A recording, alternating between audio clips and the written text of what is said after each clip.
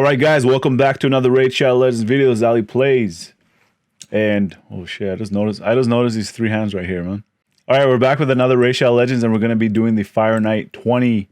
We're gonna be doing a free-to-play Fire Knight 20 video. So this is the final part of my episode, but the thing is, Crimson Slayer was really bad. Where is Crimson Slayer? The issue with Crimson Slayer is the AI. Where is she, man? Okay, I actually have one that's built up. I don't know where she is right now.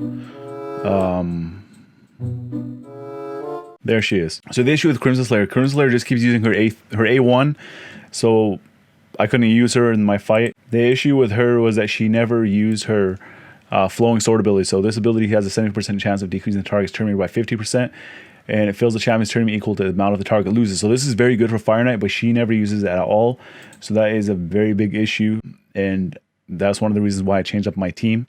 So I am not using Crimson Slayer, but she is good. I will actually do a guide on her, but we're going to go to my current team that I'm running. So as I said, I would use Apothecary. We are using Apothecary. We are using Armiger. He's uncommon. Very easy to get. You can get it from Marketplace. Apothecary, you get it from Ancient Shards. High Khatun, free-to-play champion. We had to go with an epic because we're using her as her lead. See that? She has increased ally speed in all battles by 19%.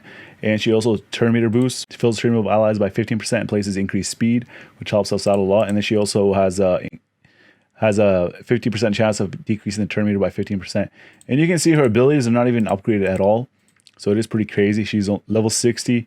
Look at her artifacts, like +8.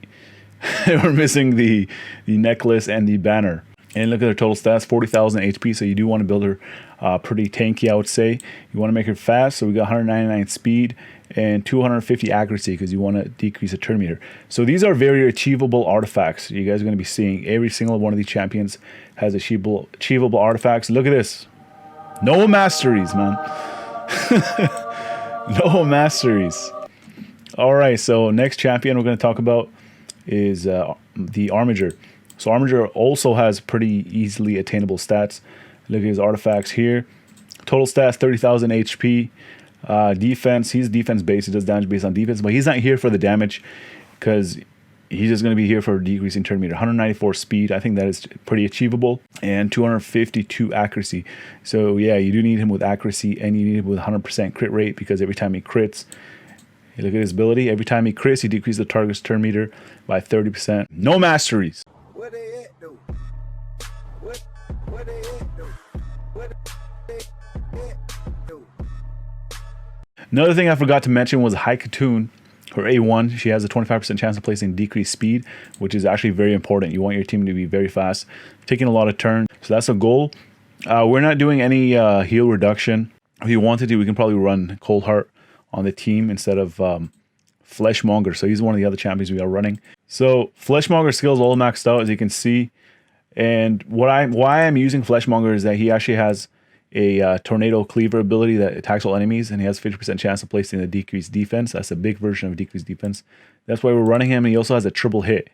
The first test run that we did, this guy actually did not even make it to the boss. So it was basically a 4-man Fire Knight team, which is very crazy. And that's why he's here. This guy barely has any masteries, so you can probably do without masteries.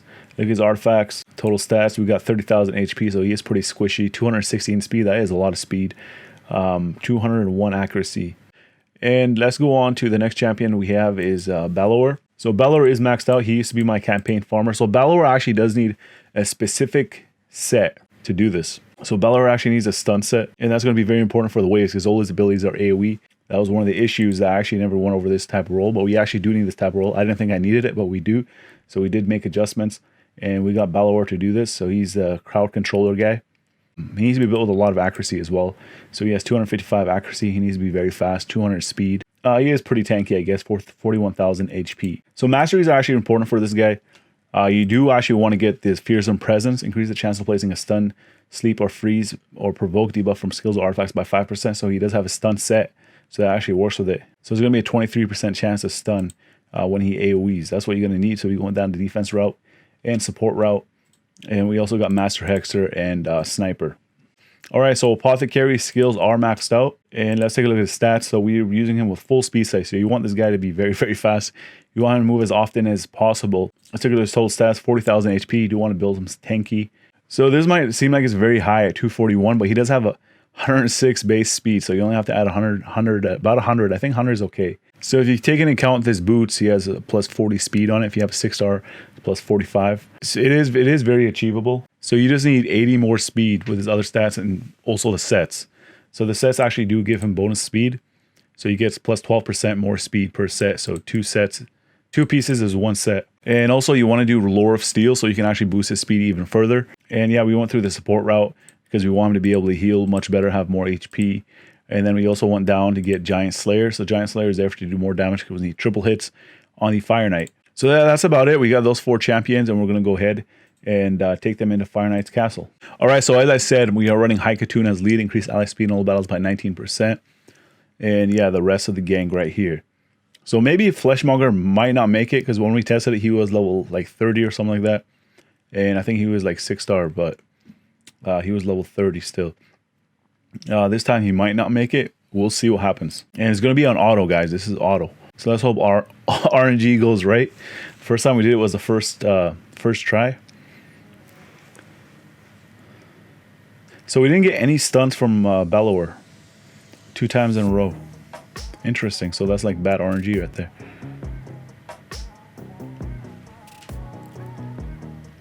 Okay, yeah, Fleshmonger didn't make it this time. Same as the first time.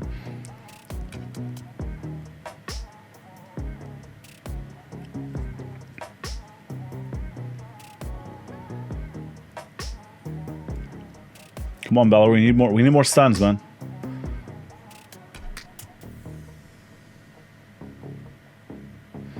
And then you notice that Armiger is also, when he attacks, he's actually reducing the return meter. So he is actually stalling for Bellower to get another turn, or if for your Apothecary to get a turn, or High Khatun, so they can increase your turn meter, and then you can take more turns. Oh, don't die, man, don't die. There we go. There we go, we got 1 kill.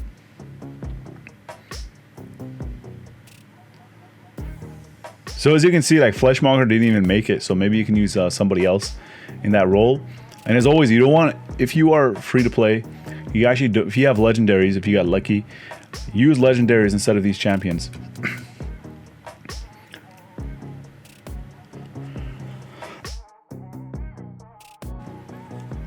Or even epics. If you have epics, you can also use epics instead of these champions. But this is like a budget team for Fire Knight 20. And it actually does take a long time, so if you're doing it for the Arbiter quest, might take around 20 minutes, man. But these are no masteries, so if you get masteries on Armiger, get him to have War Master. Get High Khatun with War Master. Who else? Fleshmonger, I guess, but he didn't even survive. So you probably find a different person to take his spot. I don't think anyone else will survive. So maybe you have like a double Apothecary. That might be pretty cool. Or even if you bring another crowd control champion, that would be even better. Let's say if you have another Bellower, or if you have Zephyr Sniper, build her with a stun set, or Soulbound Boyar, champions like that. That would actually be better because you have less RNG against the first 2 waves, which is usually the issue.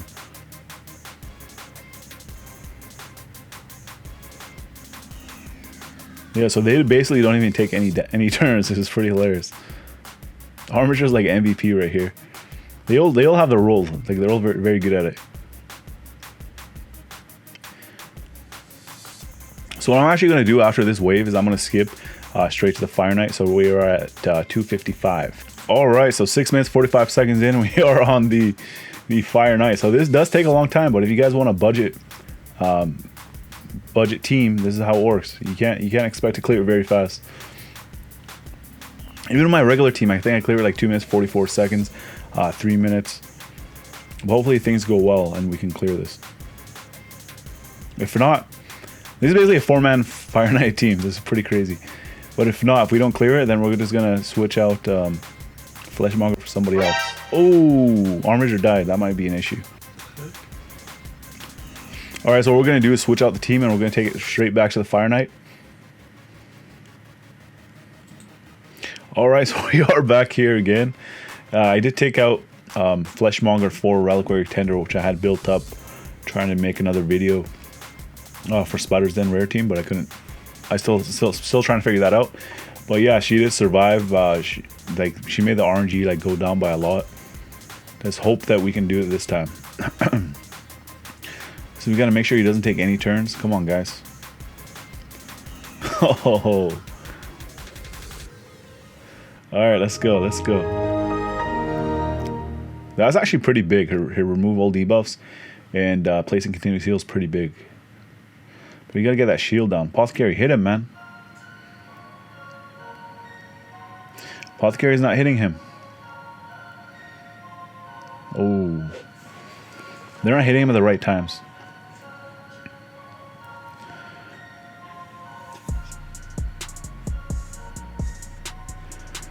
So the good news is we actually have decreased speed landed on him. That's going to help a lot. So he can take we can take more turns before he takes his one turn. There we go. There we go. I think we got it. As long as Armiger keeps hitting it with that basic, we are good. And the good news is Armiger is a green affinity. I like saying green, okay, guys? So he's very good against force. So he's spirit. He's very good against force. As long as he keeps critting, we're good. We're good. So this might take a while. So what we're gonna do is hopefully things go right. But what we're gonna do is place it. It's probably gonna take another 10 minutes. So we're probably gonna place it at 2.5 times speed, or maybe even 3 times speed, depending how long it takes.